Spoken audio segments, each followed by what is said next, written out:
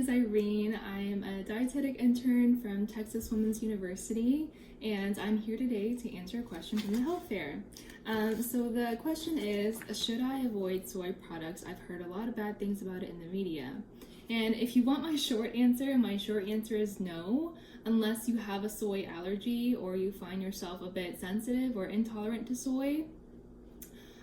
Soy is a very controversial nutrition topic because of how the news media portrays soy based on all the studies that have been done. There's tons of evidence about soy, tons of studies done about soy, and as we all know, the news media, they can bend the truth a little bit sometimes. They just want to grab the reader's attention, so it may not always be 100% true. So just starting with some of the basics about soybeans. They're a bean, they're a legume, they're a great plant-based source of protein, they're complete protein, and that is unlike most other beans. And when I say that they're complete protein, I mean that they contain all the essential amino acids. Soybeans have a high fiber content. They also contain healthy fats. They also contain potassium, B vitamins, magnesium, calcium, iron. Soy also contains isoflavones. Isoflavones are flavonoids, and flavonoids are a compound that has anti-inflammatory and antioxidant effects. So I just wanted to go over some soy foods, specific soy foods. So I'm going to be talking about soy milk, tofu, and edamame. So soy milk can be a great alternative to cow's milk if you are lactose intolerant, or if you are plant-based, or if you just don't really like cow's milk that much. Comparing soy milk to 2% cow's milk, cup for cup, they have a very similar nutritional profile.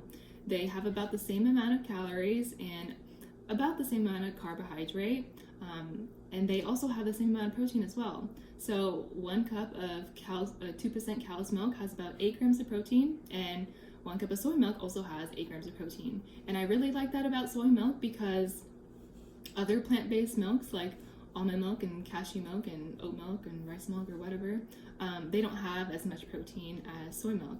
And not saying that those other plant-based milks are bad for you. People like them for other reasons. I like them too, but I really like soy milk because of the protein content. And whenever you're replacing a food with another food, it's a good idea to make sure that they're nutritionally similar. That way you're not missing out on key nutrients. Soy milk also has a little bit of less saturated fat than cow's milk, and saturated fat is something that you want to avoid if you want to avoid high cholesterol levels. Cow's milk also does not contain any iron, and soy milk has a little bit of iron in it. So the next food is tofu. Tofu is commonly consumed as a plant-based alternative to meat, and like meat, it is a complete protein, like I mentioned earlier, and it contains iron. Although the iron in tofu is not as biologically available in our body, so it's not absorbed as well, but nonetheless, tofu is a good source of iron. The last food I wanted to go over is edamame. Most people don't know that edamame is immature soybeans, so they're baby soybean, but it has all those key nutrients that I mentioned earlier, and it's some people might consider it a vegetable, but it can be really beneficial to your health. That being said, soy food products can be a great addition to your diet because it has all those great nutrients that are beneficial to our health. But I also just wanted to go over some of the popular food myths about soy and why some people may perceive it to be a food that they want to avoid.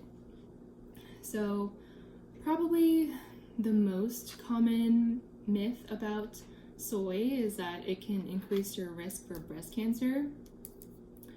So soy has isoflavones, like I said earlier, and I said earlier that isoflavones are flavonoids, which have anti-inflammatory and antioxidant effects. But one thing can play many roles. Isoflavones also are known as phytoestrogens. And phytoestrogens function very similarly to human estrogen, but with much, much weaker effects. So these phytoestrogens, they can bind to estrogen receptors, and they can either produce a very mild estrogenic effect or an anti-estrogenic effect. And so I know that there have been studies out there that have said that soy increases your risk for breast cancer, and I think that part of the reason why is because in some of these animal studies, that concluded that it was because the animals were consuming a very high dose of the isolated compounds found in soy. So most of the time, these extremely high doses are not reflective of what humans would eat realistically in real life. So that's another thing to take from that. Also, too much of anything can be a bad thing. And I know that we are very similar to animals in some ways, but we don't always process some foods the same way. Some research actually suggests that lifelong consumption of soy, typically seen in Asian countries, may even decrease the risk of breast cancer, because they saw that breast cancer rates in those Asian countries are lower than the rates in the US. So another myth that I wanted to discuss is how the intake of soy may decrease testosterone levels in males.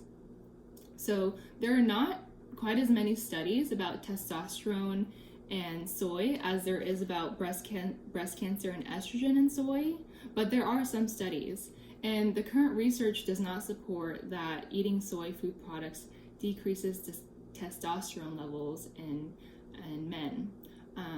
So another takeaway from this video is that whenever you see something alarming or something that is relevant to you and you seem concerned, try to do your own research. Try to look at scientific evidence if you can. Some of the things that I like to look at in scientific evidence is, how was a study done? Was it a human study? Was it an animal study? Was the study realistic to the activities of human life? But I know that scientific evidence can be really hard to read sometimes. For me, it is. Sometimes I'm just not really used to the vocabulary. I'm not familiar with vocabulary, or it's just really long and I just don't feel like reading all of that. If anything, try to get your information from credible sources. Like the sources that I use to find all this information is from the American Cancer Society and Harvard School of Public Health, along with a couple of other peer-reviewed scientific journal articles. So websites that end in .org or .edu are reliable information for you to make your judgment about whether you should avoid soy or other topics about diet and nutrition or any other health-related information. But I really appreciate that you guys asked this question, because I really appreciate that you guys asked this question to a dietitian or a soon-to-be dietitian, because that's the most scientific, that's the most reliable information, because we base our answers off of scientific evidence.